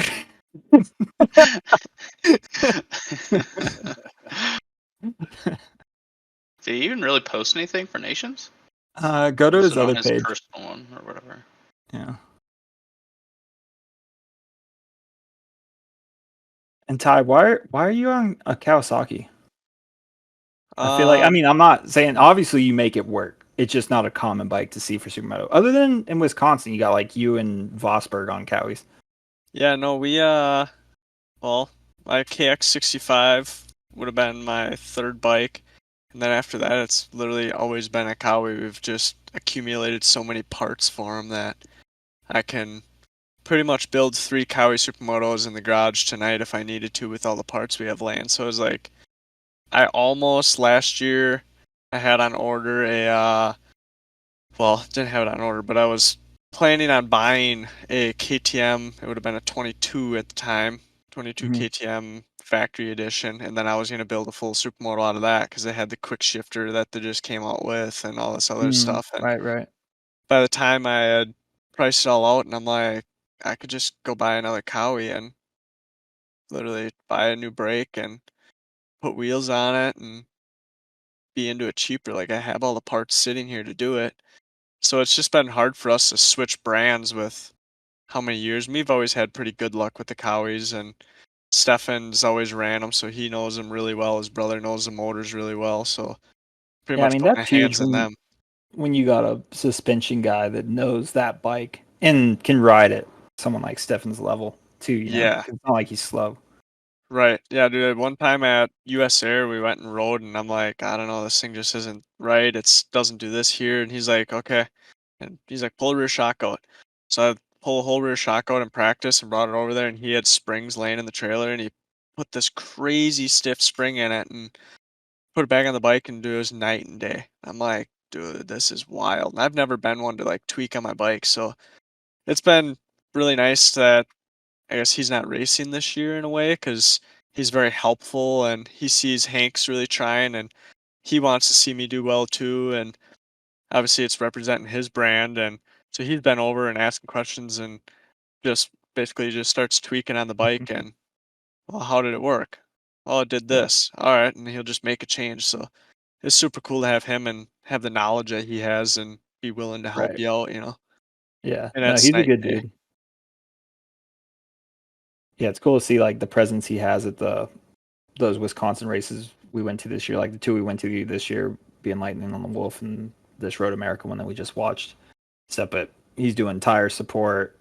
He's got all this technical knowledge and stuff to help you guys out with, which is huge. I mean, to have a local club with that kind of thing to progress you guys and like him to be there and be able to watch the bike and be like, it doesn't like, and be able to like evolve his own settings as he's going too and stuff. Like, Yeah, I mean, for it sure. just elevates everyone. And that's Yeah, sweet. he's been learning a bunch with it as well, and he's been giving me crap because my suspension that I've always ran Moto suspension on all my bikes and never Mhm. adjusted it, and I would run similar lap times to him. He'd be a little faster and smoother, but then finally, I actually bought at one of the US Air races. Brady Towson had a rear shock off of his old KX and Oh, yeah. a front forks, and I bought those all from him. And I've been running his Oh, setup rad. from God knows how long ago on my bike ever since. Never touched it at all. So it's been working flawless for probably how old it is. Yeah. Yeah. I mean, that I was kind of the same way. I I won my lights title in 2014 on a bone stock Husky with Moto suspension, no slipper clutch, and Yeah. stuff like that. And then I got a ride with RSR, and that was the first time I had a fully built bike with suspension that was set to us, and it would evolve. And we do like test days with Race Tech, or we give them input and they'd send us new settings and we go test them and stuff, and then have my teammates like Hoffman and McAllister and Stump on RSR. They'd be coming in, they'd be like, "Oh, I can't get through the corner. Like I want this." And they're like just kind of it, not like shitting on, but like just it was never like good enough, you know. Yep. And I'm just like, this is the best thing I've ever ridden. What are you talking about? Sure. And stuff. But then like we go and train and be like, oh wow, that is better and stuff. So That's how like my 250 is, dude. Like it's stock moto suspension. I put 17. Oh no, I had a 16.5 front. you 'Cause if you my can kind of override a 250 with a bad setup. Like it doesn't yeah, have the inertia to like really no, screw you. Where the 450 is hard to ride around a bad setup. for sure. Like we got no slipper in that 250, and I'm like, it's good enough. Run it. That's how Simpy is here. He's on a 250 with moto suspension, no slipper. He's got Yeah. a set of my triple clamps on it and a good Behringer brake, but he's running like Warp 9 wheels with tubes in it. This Yeah, is Van literally Vector. exactly like my 250. Yep. That's all you need to have a good time. Yeah. The OGs. Dusty and Joe. I remember the first time I had met you guys or had seen you guys, and it was my first time at US Air, and you guys had the whole RSR rig there. Oh, And in 2020, God, yeah. 4 or 5 bikes in there, and I think you, Butters, I was walking through the pits, and all you said was, "Dude, sweet mullet," because I had a mullet at the time, and I was like, "Hell yeah!" Oh yeah. Yeah, that sounds about right. Yeah, me and Dustin and Jake and Shane were on the team that weekend, and like I think we all shaved in sketchy looking mustaches except for Shane. He didn't want to participate with us. Yeah, I remember that US Air. It was like hot on like the that weekend was hot. I remember me and Dustin left because we had a break and we went back to the hotel room and sat in the AC and chugged beers.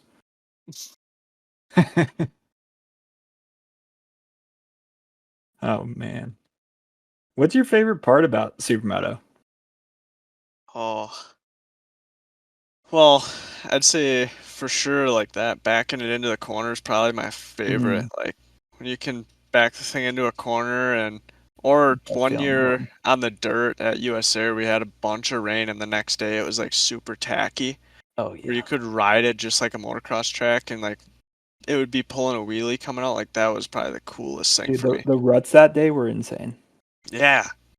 They're so You good. could lay in them. I think you have a picture of you literally laying down in the rut. Yeah, I think it was Johnny Bang. Yeah, he's just Where Oh is yeah. that picture? Is it I posted think it's on anywhere? Butters. I think it's on Butters' page, I believe.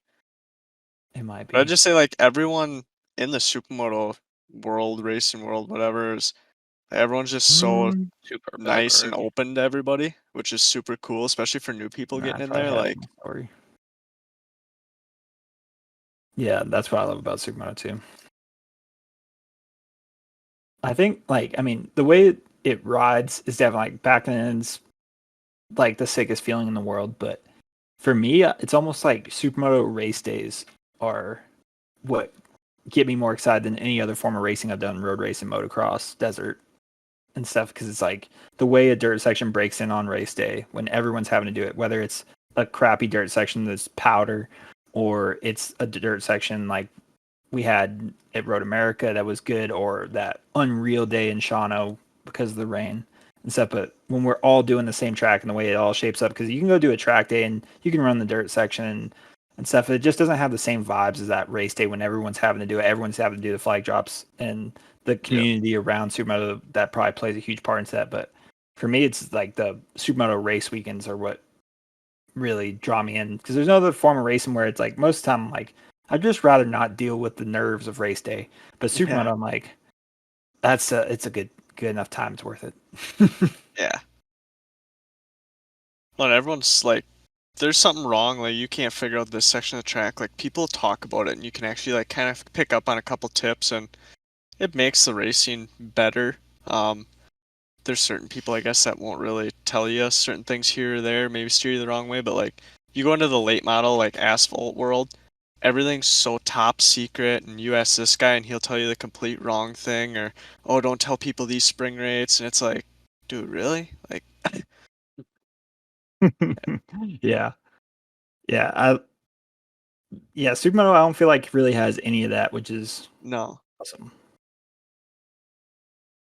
I'm pretty sure if anyone like walked up and they're like, "Yeah, I want to ride your bike," okay, go for it. Like, ride it. I don't Yeah, care. for I'll tell sure. you exactly what's done to this bike. Like, that's Yeah, the other thing. A lot of people are like trying to tell me that my motor's built or, "Oh, that thing's fast. You got this. You got that." I'm like, no, dude. Like, you can tear my motor down if you want to, but this thing is bone stock. Has I think it's got like 15 or 16 hours on it now, and I haven't touched a thing on it besides maybe every once in a while I'll feel like spending some money and I'll buy some race gas for it, but that's about it.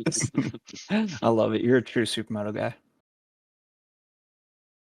That was what, like, I was kind of going to Europe. It made me feel like we have a real redneck way we do Supermoto over here. Oh, Simbi, redo my thing. I just threw that picture of Johnny in the rut on my story.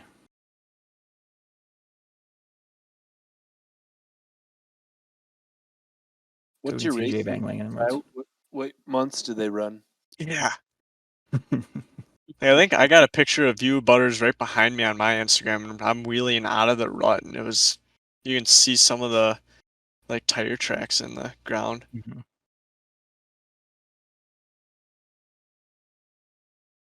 Johnny, I think it's Road right. America ran May through Go up a September. little bit. Yep. Yep. Yeah, Yeah, my it's wife had grabbed wild. that shot. Yeah. Yeah, we could come out of there so hard. Yeah. I was on my 350 that weekend. Okay. I felt like that was going to be such a good choice, and then I left that weekend going, "That was a bad choice." Yeah, it hooked so hard. It was just like sling you out. Remember how slick it was that first practice, though? Oh my Oh, gosh. dude. There was so much mud like trailing from the dirt onto the asphalt for like 2 corners. Yeah, Yeah, that yeah. horse shit unbearable. I It think I was had literally some all shots swamp. like Shane went in there like the first lap, just like hammering, and I was like, Yeah. I am not going into that dirt section first. I went and walked it in the morning with dad, and I'm like, there's no way we're gonna be able to race this. Like, you'd walk up one of the jumps and you just start sliding down. It was muck. I was like, there's no way. Then it turned around. Like,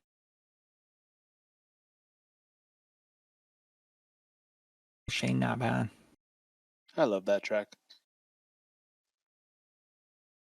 Yeah, I'm like torn. Like I love Shawano because it's like such a small track that like we just get it to ourselves. Where Road America is like a huge complex, but man, Road America's sick.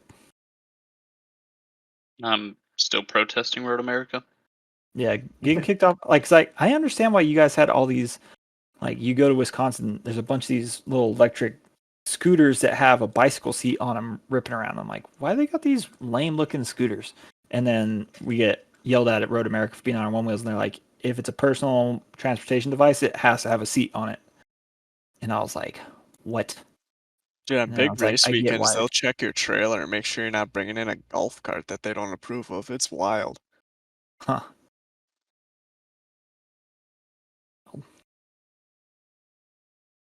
I mean, I guess like when you get up to that point where you got huge venues, or like that's such a huge venue, and they had like IndyCar and different stuff this year, you get to a level of bureaucracy that just condemns the fun. Yeah, I could definitely agree with some of the stuff they do. It kind of a little buzzkill, but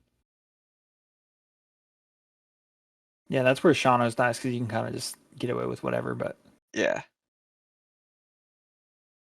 Shawano's just so like natural terrain that it's just crazy, and the grip there is ridiculous. And remember Dad talking the first time we went there, if he remembers going to one of the old AMA Supermoto races there, and like Troy Lee himself was standing there watching, and yeah, him and all his buddies were like, "No way!" yeah, dude, the first Supermoto I raced, or the first Pro National I raced in 2007, Charlie was in the lights class with me. Like he was racing the Pro Lights class himself. Yeah, And then there was a Simpy, I think Johnny might have put a video of it on our SMR YouTube channel. But from Road America, and they had those. Did you ever see any of the old AMA Supermotos where they had the parts limited metal ramps? Yeah, I seen one of you guys' videos. Dad and I were watching it from like a while ago, and they interviewed all the riders and stuff. That was super cool.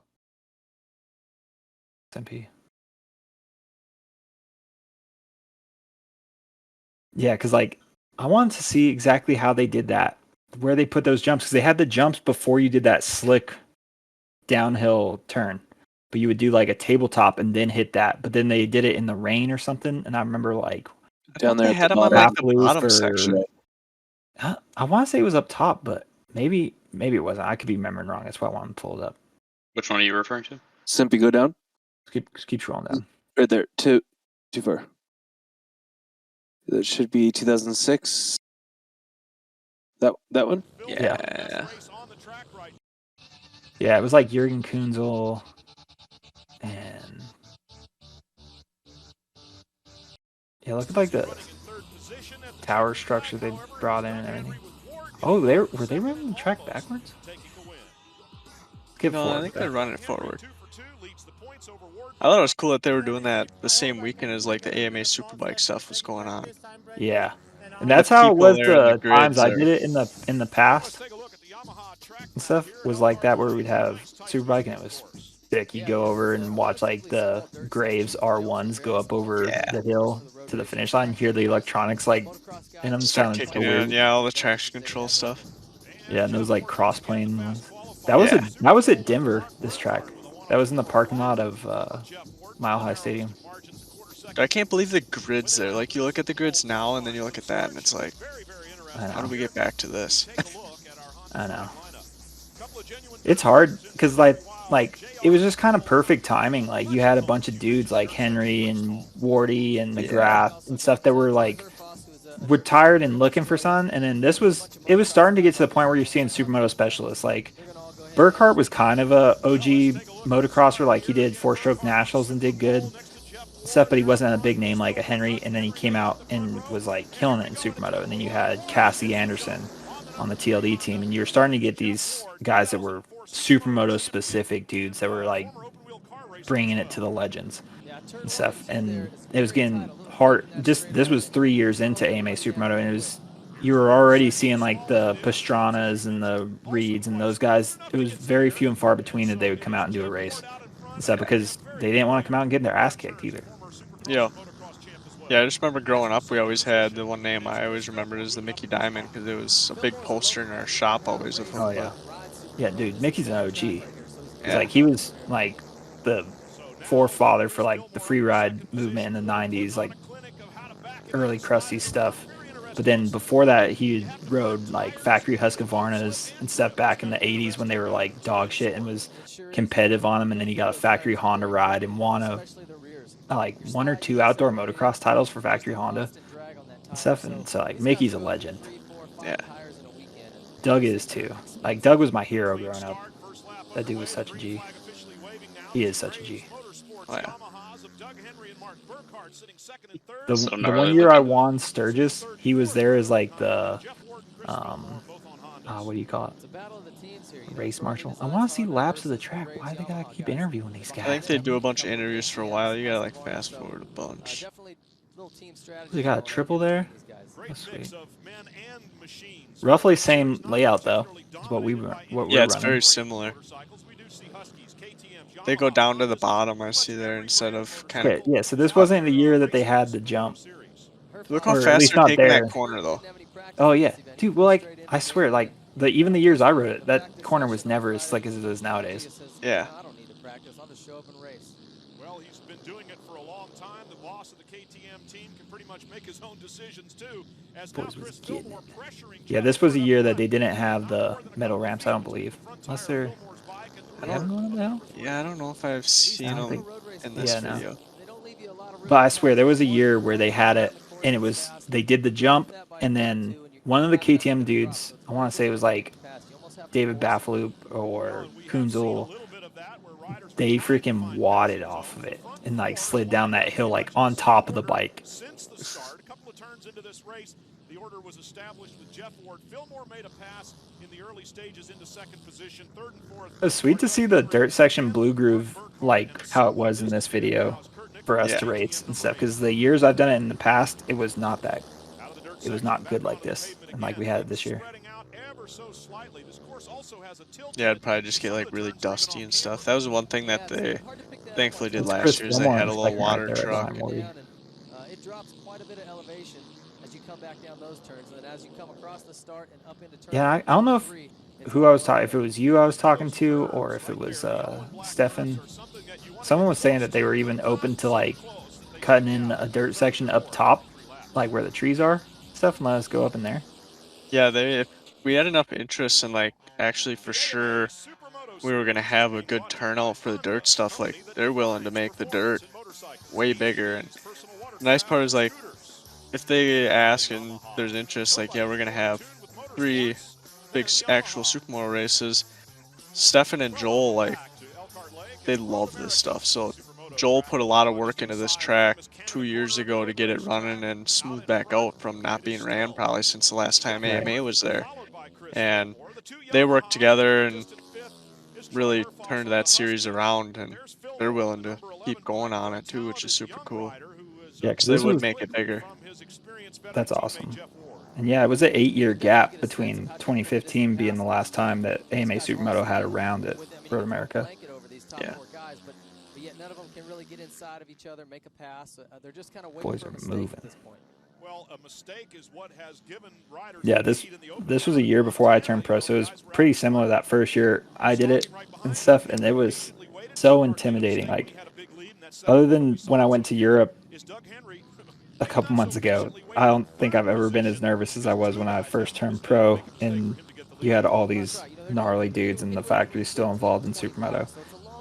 Yeah. Stuff, it was wild, but it's also like, I don't know, like Supermoto is kind of one of those ones where it's just it's like a combination of just bad luck and bad timing, you know, like when it started, it was like perfect timing to get a bunch of the bad dudes, and Red Bull dumped a bunch of money in it, and you had really unique events, and then AMA sold the rights to AMA Pro Racing to DMG, Daytona Motorsports Group, and they sold off road race, motocross, flat track, and supermoto. And the DMG really only cared about road racing when they bought it and stuff. So like flat track, supermoto were kind of like, swept under the rug kind of yeah, thing. and flat track is like has enough heritage where it was never really going to get like choked out fully, where supermoto was still fresh, small, and then you had the economy collapse in 08, and then it was just like, well, shit. And then the sanctioning fees that they were doing too were insane. Like for these events, for whoever the promoter was, like whether, and after the DMG took over, it was I want to say XTRM, but they were like the title sponsor kind of thing. But man, what was his name? I can't remember the promoter's name. But for the AMA sanctioning, for pro sanctioning, it was nearly $20,000 a weekend that they would have to pay to be AMA pro sanctioned. And stuff where like nowadays we fall under pro-am sanctioning, which is just like your local club. Yeah. Feel more down. And it's like $1,200 sanctioning fee. Well, the big thing here, I mean, you got Yamaha and Honda and KTM at the time. They were all back in this. I mean, look at the haulers in the back. Now you look at even the flat track. Like KTM just dropped out of AFT. Yeah. I think Yamaha or Edison Racing isn't doing it anymore. So it's like JD Beach has been running it for, I don't know, 3 years maybe now on Twins bike, and now I think he's going back to road racing or something because he doesn't have a ride for flat track. It's interesting to see where that's going to go now too. Yeah. Yeah, it's crazy. I mean, there's a lot of stuff that makes it hard on racing right now. Yeah. And stuff too, but I don't know. It's just, because like everyone you hear talk to, like you hear all these OGs, you hear Pingree on his Whiskey Throttle show. Most of the guys he interviews, most of them have done Supermoto at some point in time, and they're just like, that was the funnest stuff ever. Yeah. And it's like, where'd it go? And it's like, well, we're still here. It's just smaller than what it used to be, you know? Yeah. But I don't know. It's just one of those things where I think maybe we got to bring it more grassroots and do kind of what Road America's doing. Like they've done a really good job. Like you guys had sick turnouts this year, and so if we can just grow local clubs again, get contingency back into it to make it to where when the racers go and they support their local clubs, like the top dudes can like make money or gain something from it, you know, Yep. and Yeah, then make a little more drive to be do it. like, oh, okay, like let's go see where I stack up on the national level, and then you also are feeding the national level because you got your local fast guys building each other up, and then growing, and then being like, well, I want to go see how I stack up, and if they do good, then you want to pursue it, and just I think we have to just focus back on that small stuff and let it grow from there, you know, because that's the main issue we have right now is feeding the Pro Series. Yeah, for sure. I think the whole kind of getting ass stuff that similar like the Loretta stuff was pretty cool this year to see that get off, and we'll see how that keeps going. It would be sweet to carry that to where it gets really big, and obviously you guys promoting this stuff and doing the videos is huge because it brings more people to watch it or be updated on, I guess, what's going on in the Supermoto world, or yeah, it's still going Yeah. on kind of thing. And then you have Yeah. the other series that kind of travel, but it's cool to have you guys come out here to Wisconsin, or the East Coast guys, they come to Shano and you get to race other people where you see how you stack up against people that have been racing all over and Yeah. gets you going again. Would you want to? Yeah.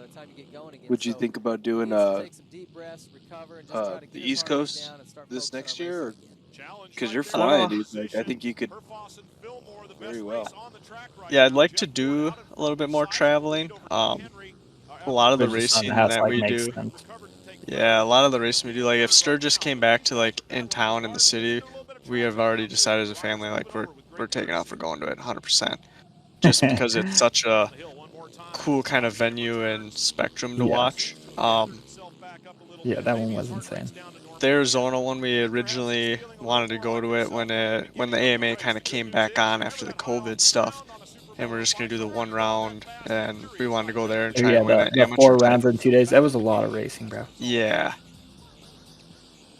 but But yeah, no, it'd be awesome to see it one of these, and I think all of us would love to help in whatever way we can. If you end up wanting to do any of these races, if it's where we source a bike to put you on, if you can't get your stuff out to a race, something like that, we can definitely figure out options to get you to any of these races if you want to do them in the future. But yeah, that'd be like you're sweet. saying, the NAS one, I think is gonna be cool. This year was unfortunate with the weather. It was still fun, but oh Yeah, the my god, was practice it day looked brutal. super cool, and then obviously you guys unfortunately Dude, got a they lot of like rain. And we didn't get a video of it because by the time we wanted to go look at it, it was impossible to get over there. But they had built an alternate line for the dirt section for the pro classes where we okay, had like this 70-foot triple where you would go into the dirt section, cut across, go to this other one, have this big old booter triple, and then like cut back over to the dirt section, and it was gonna be sick. Like I was like, ooh, that. But on the practice day, that side never fully dried out, so we didn't get to test it.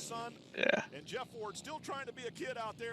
And yeah, then we'll see this what year we this year have, holds, yeah, but we got a lot of very awesome sponsors already basically committed to this year's race season, and with obviously the car and their support of the bike and stuff. So we'll yeah, see what it holds when the race season gets closer to the end, and we have some big stuff planned with the car and tracks we want to go hit with that and kind of learn that kind of aspect of it, and for sure.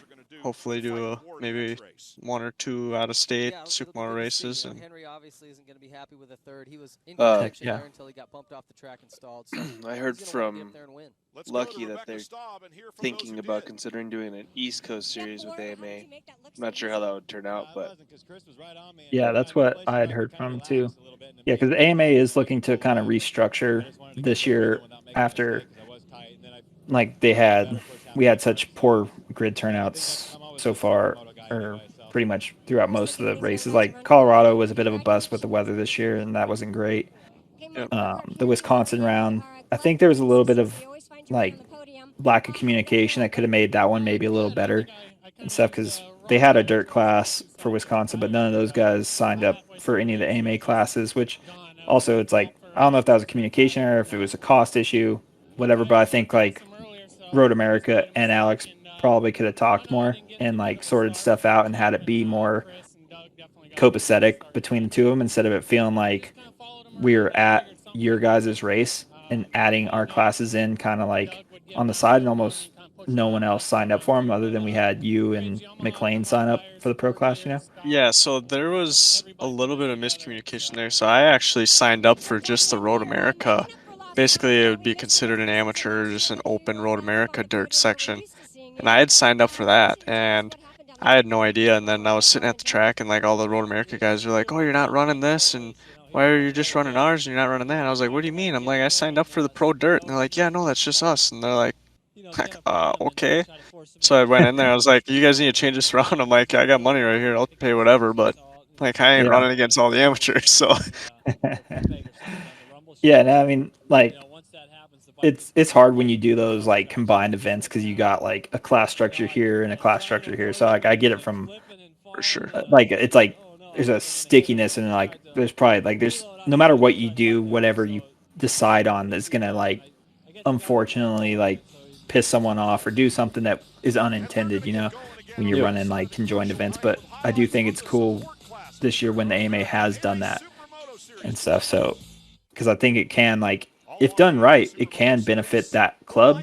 Like you were Yep. saying, they were stoked to have us come back and stuff, but then at what level does it work? So I don't know. It'll be interesting to see. I think they're going to really try to reconfigure the AMA this year from what the talks I've had with Lucky and Alex stuff. So we'll see what that looks like this year, this upcoming year, and how that'll work out.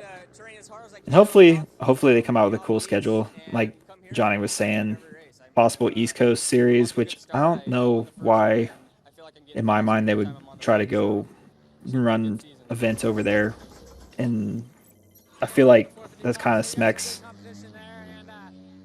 not Territory territory in a kind of sense, thing. but Yeah. like kind of is.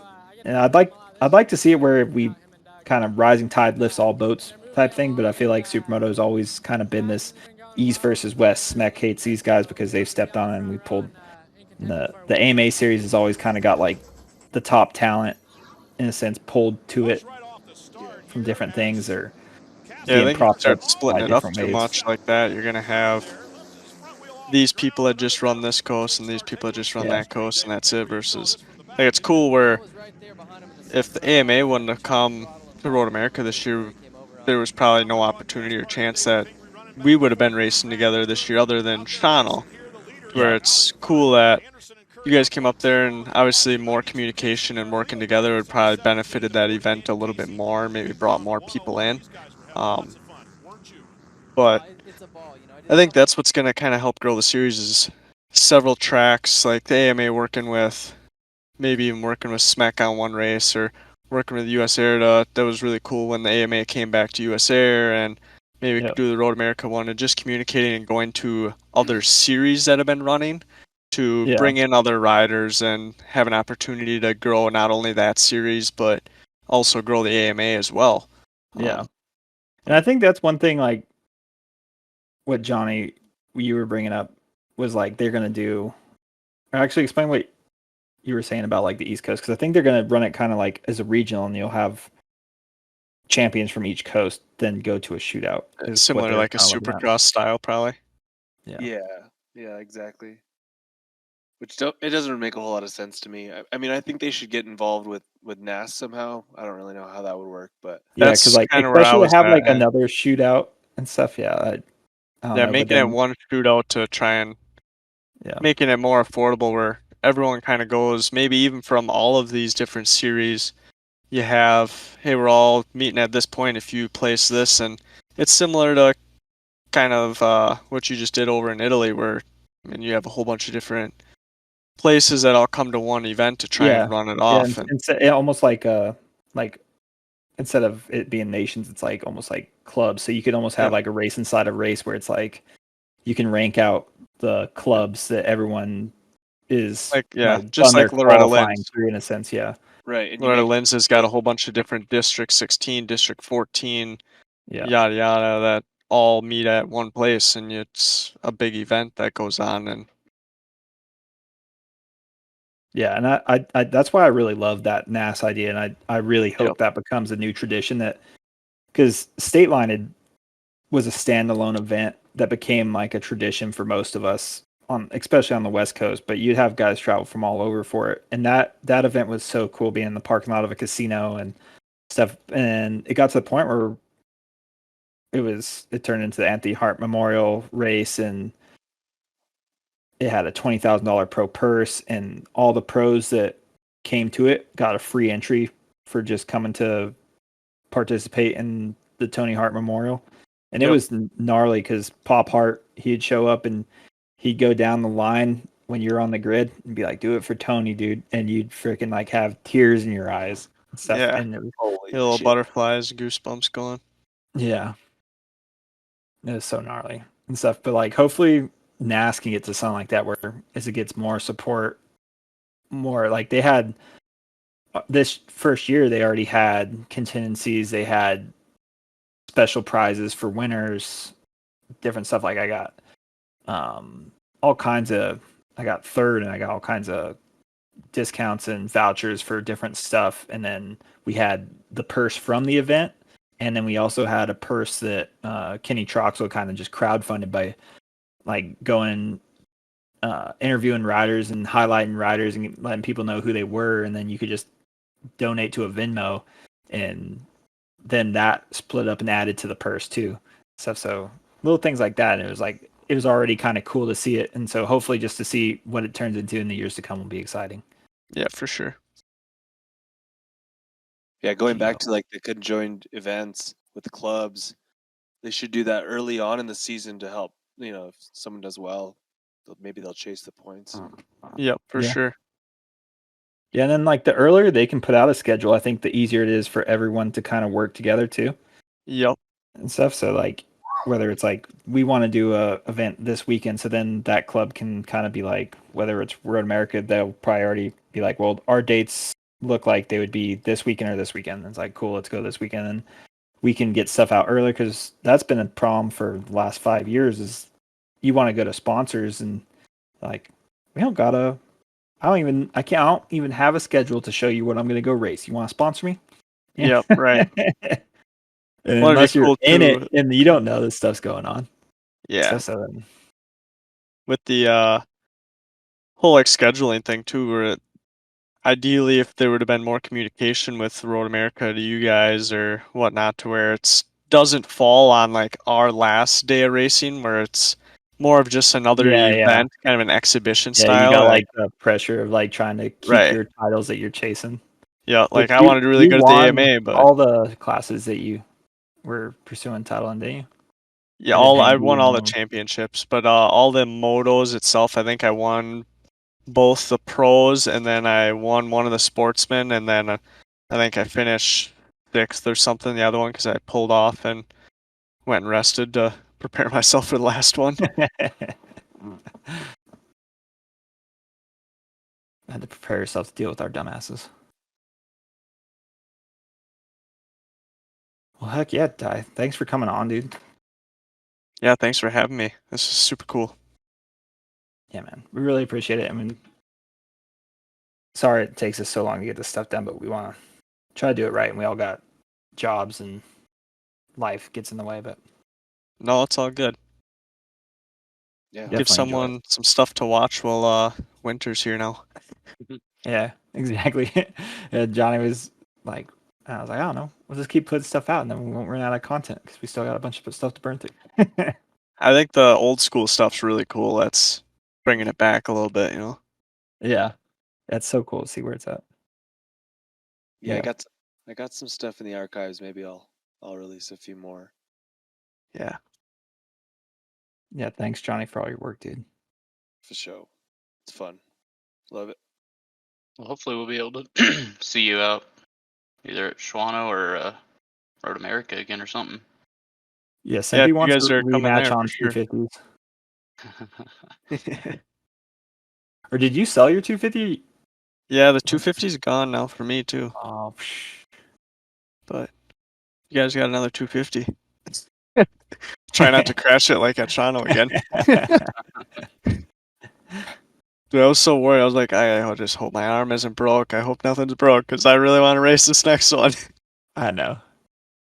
The Yeah, bunch of I can't believe tape that and- you like you because I could tell you were hurting that like when we went out for the warm up lap and stuff, and then you still like Timmy and Brady and all those guys are like battling, and you're still just like gapping them, you know. And I'm like, dude's riding around injured, still gapping these gnarly dudes. Like 3 laps in, my wrists were so dead from crashing. Like, so I didn't even have time to put my arm out, and I just pretty much took the abrupt of the hit with my shoulder into.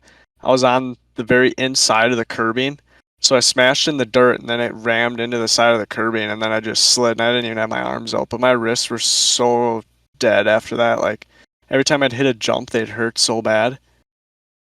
Like, what were you thinking when you did that? Like, how early in were you like burying on the brakes, going, "Oh shit, this isn't gonna end well"? It was so as soon as it dips down and comes up that hump, Yeah. Uh-huh. Charlie has always been like going really wide there, and I know I almost got him the first moto on Saturday. I stuck it on the inside of him, I think like 3 laps in a row, and then I tried the inside line on the dirt, and I almost got him, and then I just spun up, got too aggressive with it. Mm-hmm. So I was like, all right, well, if I have any chance, because I'm a lot faster on the asphalt, I know that, but he's got me on the dirt, so I got to get him going into the dirt because I'm not going to be on him coming out of the dirt. Yeah. So like at least we can battle and kind of screw around, and I can maybe try and slow him up a little bit. By the time we get to the asphalt, I can hopefully put a little gap and just keep chipping away at it. Yep, So like, well, I'm committed. I'm going inside as hard as I can, and we're just gonna go for it. And as soon as I went up on the inside, I seen him like close the line, and I was like, oh shoot, I got nowhere to go. So I got on the brakes, and as Yep. soon as I went to tap the brakes, I had already started veering off to the right where the curbing was. Yeah. As soon as I touched the brake, my front wheel was already on the curbing, and it was gone immediately.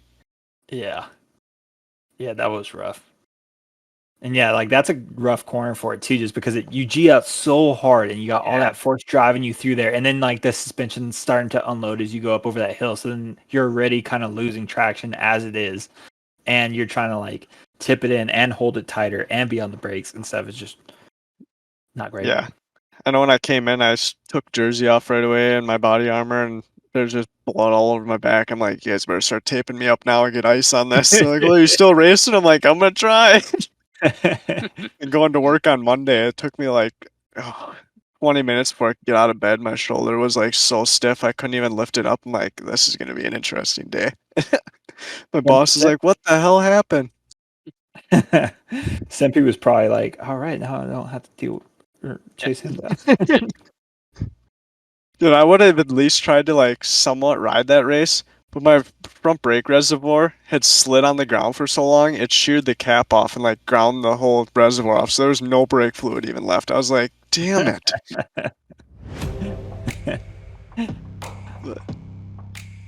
So good. Oh yeah. We're right on, boys. Right on. Alrighty. Oh, good talkings.